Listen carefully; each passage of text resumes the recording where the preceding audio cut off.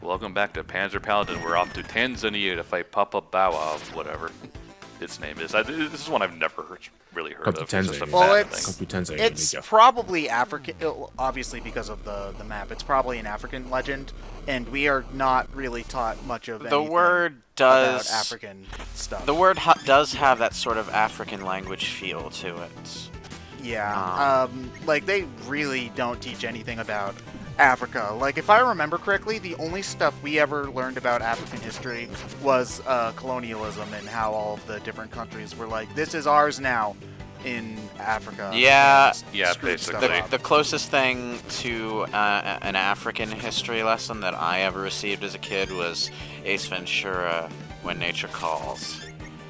I think at one point for a... Well, what did you take from it?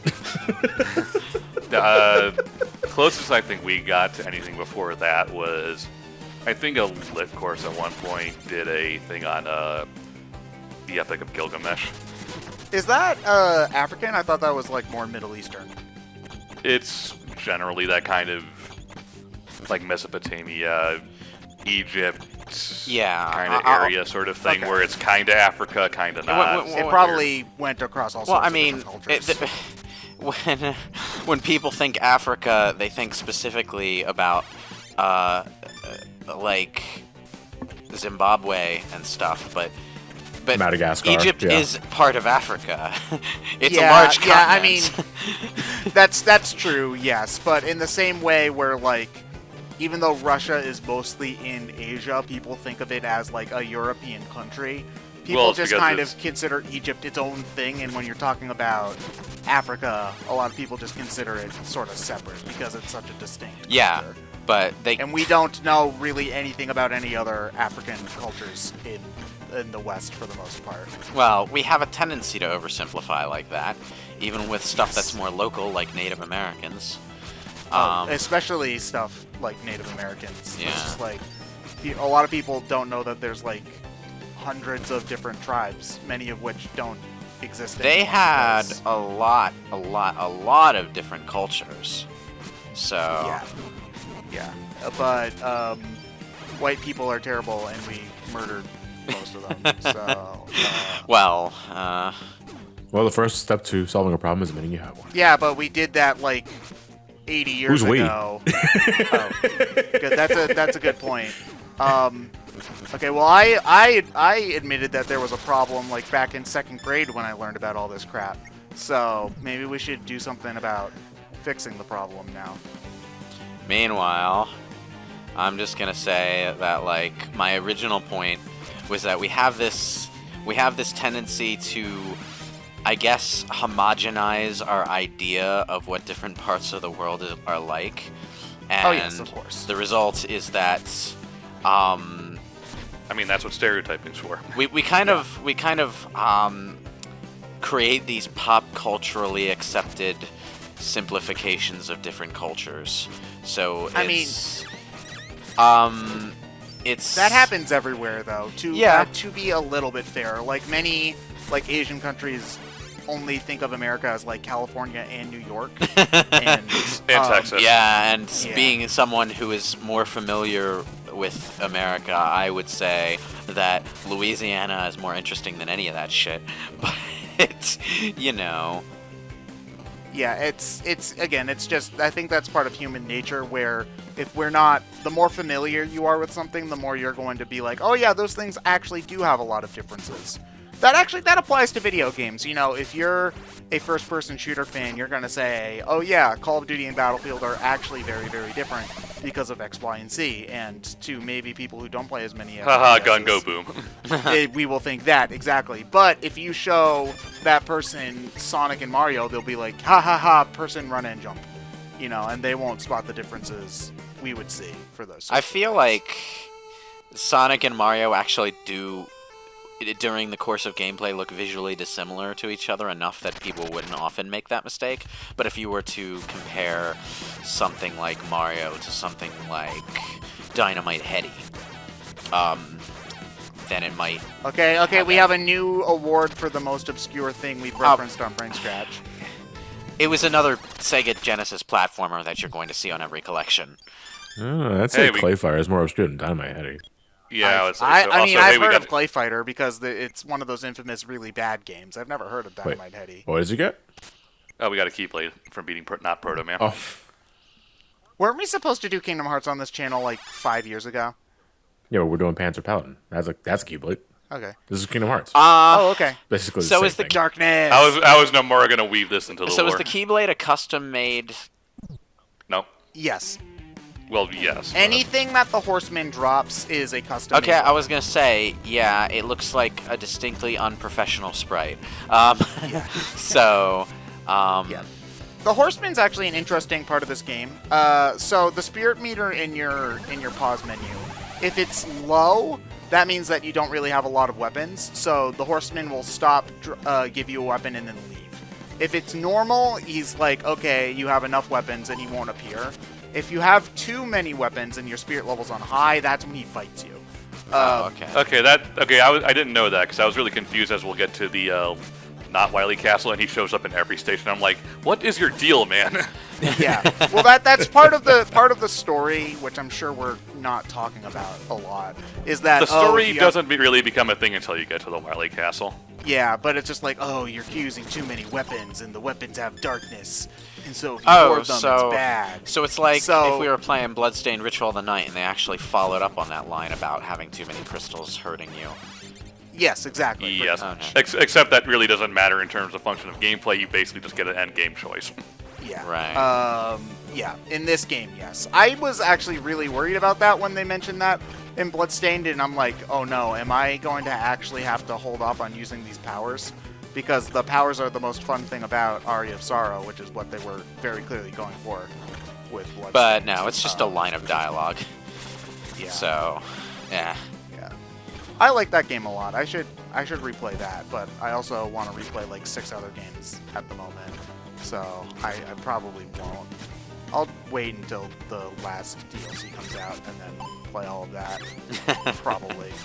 Maybe I'll just forget about it, which happens with a lot of other games that I play. I don't know. Life sucks. Oh no! Yes. I can't play all the video games I What the want hell? to. Life is Okay, why are there conveyor belt chains that don't connect to anything? It's a video game. platforming. No, it looks so wrong. It's like I think Gonna it's have to ask you to it's. I think the implication is supposed to be that it got broken. well, yeah, but that it doesn't look like it got broken. It looked like it's phasing in and out of reality. It's a video game. Maybe it is Well, phasing in. And it's out a of video reality. game. Doesn't excuse the video game looking like shit. Okay. that graphical effect was terrible. It was awful. Yeah, but look at how cool the minecart wheels look. They're like wiggling up and down. You and see, the I don't sparks get are... conveyor belts. I get like drill tips. Yeah, because this is a mining Drill kind of. tips. Oh, you missed the one up. They're chain Ryan. links. They're very specifically chain links. Well, I'm more talking about the vertical ones. Horizontal ones I can't see right at the moment, but the The vertical like ones are tips. drills because they act like spikes. There are no horizontal ones right now because this is supposed to be a minecart section, but Ryan fell off. Oops. But we made it to the boss, so that's all that matters. Oh, you guys made it to the boss. My video randomly decided to freeze for 10 seconds. Huh. Great. We are in 8:51, 2, 3. Okay, That is so I was not only something I've heard. I was only for- 5 seconds behind. Okay. Ah, okay. I think this is the most annoying of the base bosses in the game. Hold on, I don't really remember what he does. He- No, I think the China boss is more annoying than Well, this the boss. China boss is annoying for a different thing, which I'll get into when we get to it. Oh, is that the one where Bubble you ball. had the glitch? I have a very bad glitch in that This is fight, yes. this is just a laser-armed version of the Castlevania bat, isn't it? Oh yeah, pretty much. But Also he's Storm Eagle. Storm Eagle. Oh, great. Storm Eagle. See, I don't get like being bad at video games. I don't get what made that guy super easy. Like he wasn't like the easiest boss I've ever faced in my life. He wasn't. He was pretty. Honestly, Are we most of the talking Storm Eagle? Yeah, most of the bosses in Mega Man X are Just really by Storm Eagle, by comparison to every other Maverick in the game, had little variance in what he could do. Yeah, but it's not like Chill Penguin was that hard either. I say jumping was harder, though. I mean, maybe, I haven't played this game my whole life like a lot of you guys have. I don't know, I felt like most of them were pretty easy, especially using weaknesses. It's like... I did like how Maverick Hunter X attempted to justify that, though. Yeah. Even if he was a harder encounter, like, he was the most reluctant Maverick. He didn't really want to fight you. Yeah. I mean... Yeah, I guess that works. Although, I don't know how many people really care about the story in Mega Man X, for the most part.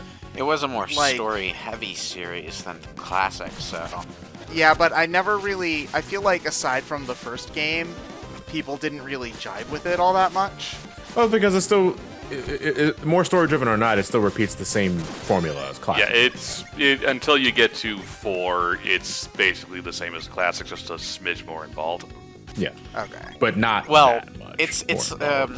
It's less that people care over much about the story by itself. It's more that the amount of story given gives the game a different feeling. Yeah. But I mean, I guess maybe the point I'm trying to make is I don't feel people talk that much about the story in Mega Man X in a super positive light outside of the first one. Like, I feel like people are only ever complaining about the story in later Mega Man X games versus something like Zero, where the story is generally considered to be pretty good. It's more that in some of the later games, as the story got more involved, it started to get more involved in the gameplay formula, and that had a way of being to the game's detriment. Mega Man. I would say Zero was the most involved, though, by virtue of just being more cutscenes and more dialogue. Yeah, but I think that people were just generally more receptive to it there. Like, people... Yeah, well, because also the stories were okay. Well, good point. Well, when they said... when those stories happened, did the story have an effect on the gameplay formula that was detrimental? Like, did it affect the game's progression in any weird way? Sort of, depending on how much side stuff you wanted to do. Well, that's I know not that quite what there I was mean, especially a lot of things between games. Like, you met characters in one game and then fought them again in later games, and there was a sense of continuity there that a lot of the other Mega Man games don't have, because in most of the other Mega Man X games, it's just like, okay, new bad guy. Oh, actually, it's not a new bad guy, it's just Sigma, well, and then you never see half of the new characters ever again. What I mean was there bullshit like that, this space station or whatever is going to fall to the Earth, and you have to do these randomly generated things in order to get a good ending, kind of issues? No, not really, although that was basically just only X5. Yeah. And that's the... Well, X6 did also try to justify its weird gameplay gimmick in the story as well, with the nightmare shenanigans. Yeah, that's the kind of stuff that I'm talking about, where the story really comes into the gameplay progression in a direct way, as opposed to it just being a game that has a story and maybe some side content that also has a story. Where the story material on offer has a very direct impact on what you do and how you have to do it. I mean, I've never played the games, I just know that people like the stories in the Zero series, so... I mean, I also know that it's basically what put Inti Creates on the map, too. I guess what I'm asking is it one of those games where the game is trying to be designed around a story, or is it more just a Mega Man game that has a story? A Mega Man game that has a story, for the most part. More of the latter, yeah. Okay. Wow. Like I said, there is side stuff you can do that does feel a bit more story drives what you're doing mission-wise, but that's, again, mostly just relegated to side stuff. Oh, okay. That flame animation is a bit weird.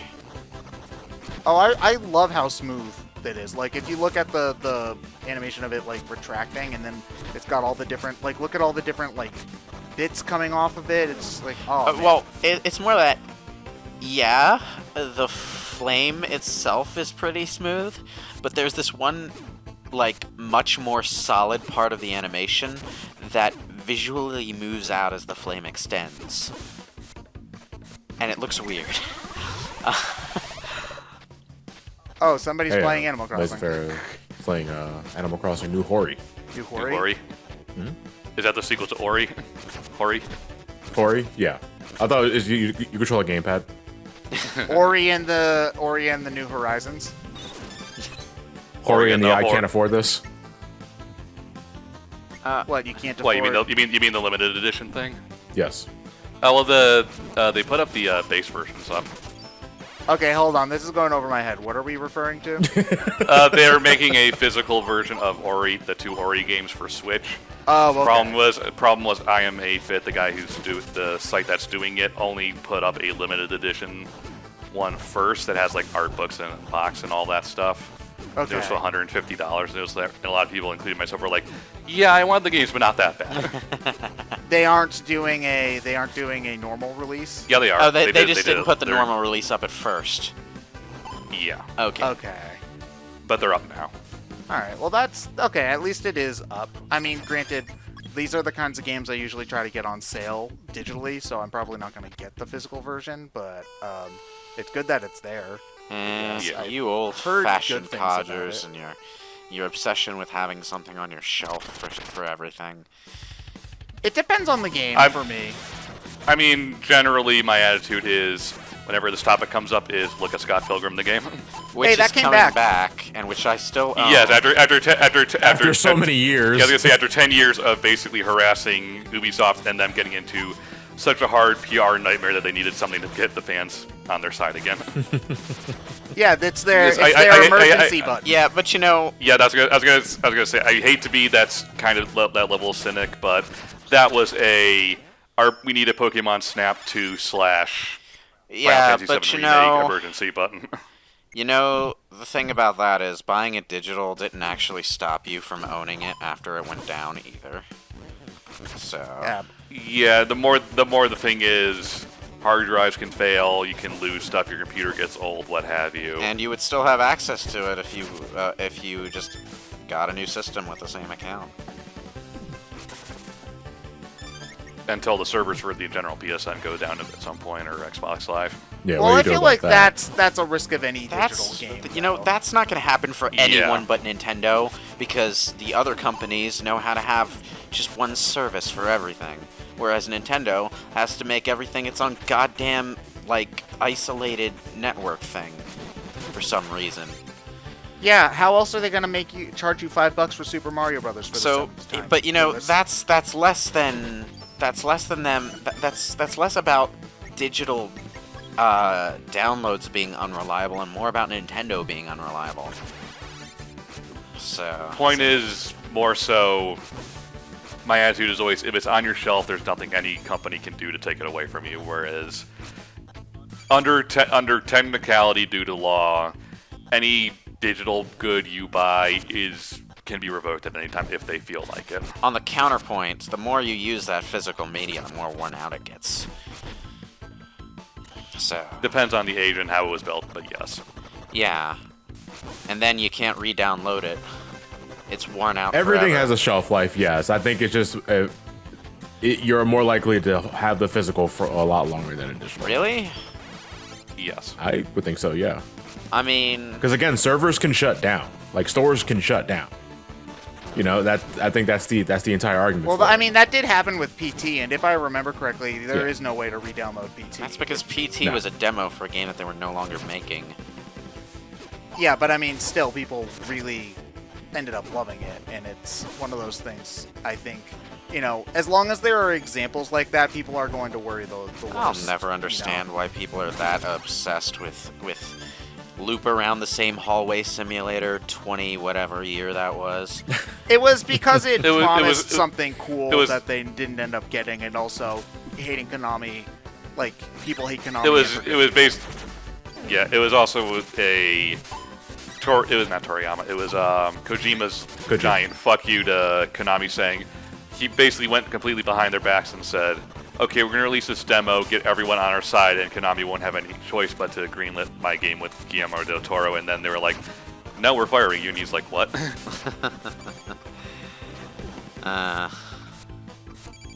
I don't know why they didn't just go through with it, though, considering the hugely positive reception. It's because Konami is ridiculously cheap and they don't want to spend millions of dollars making a game when they can just make pachinko machines. Which I think has been their bread and butter for a considerable amount of time. Yes. It's how Sega still gets by. What? Well, Sega's arcades. Oh god, that was actually one of the funniest memes I saw over the past couple of months, where it's just like, man, Sega really hasn't been putting anything out lately. And then when these are Sonic people talking, it's like, man, Sega just hasn't made anything lately. And then you just see the Muppet monkey doing like the looking back and forth, and you just see Yakuza's Streets of Rage, Hatsune Miku, Persona 5R, Persona 5R, Persona 5 Scramble, and it's just like, okay. Did you know that Sonic is not the only game that Sega makes? Isn't this something that people talk to? Oh, I see what happened. Yeah, the boss killed my robot, and now he's just gone. Oh boy. So we won, right? He's gone. Nope. The only way to win is to not play. This lion's smart. So I had to restart and play the entire level again. Oh, that sucks. Ooh, especially that since the stages in this sucks. game aren't short. So, yeah. Oops. Oh. It must have been a really weird thing that happened. Just like you must have died. No, this happened. No, this happened. No, because this happened to me twice. It happened to you. Did you die and like jump out of the robot? And he. Excuse me, Ryan. That was the wrong. I wonder how it happened. I have no idea. It must have had something to do with the. Well, maybe if you didn't stand inside of him. Well, I wasn't trying to. Either way, it is a known glitch. I'm looking it up. It was patched out. Yeah, there was as also a of glitch August. where they doubled your playtime in the pause menu. So it said, like, if you played the game for 5 hours, it said you played the game for 10, which was really weird. That sounds like the clock timer was just running at double speed for some reason. Yeah, but that ended up being fixed as well. But yeah, I think it. You must have recorded this on the version 1. Yeah. When did you record this? If you can remember. Let me see. I edited them pretty close to. Let's see, properties. Oh wow! Imagine editing something close to when you actually recorded it. I only just finished editing. Early August. Yeah, I only just. You must have just played it before it got the patch. Oh. Yeah, because it was updated in August 3rd. Yeah, because the game came out in like July. Yeah. Yeah. And one of the first, the top thing listed for that fix was fix the Nian, the China boss disappearing. Yeah. Yeah. Apparently everybody ran to that issue. Oops. I didn't run into that issue for what it's worth when I played the game. So maybe I'm just better at video games than Ryan is. Huh. No. Because I don't get glitches. That's Nice. Yeah. Naginata. Well, I mean, it's Chinese, so I don't think it's a... Well, it's a cool spear sword the point thing. is, it's a pole arm with a cutting blade on the end instead of just a point. Yeah, neat. I see your point. We'll see you in the next part of Panzer Paladin.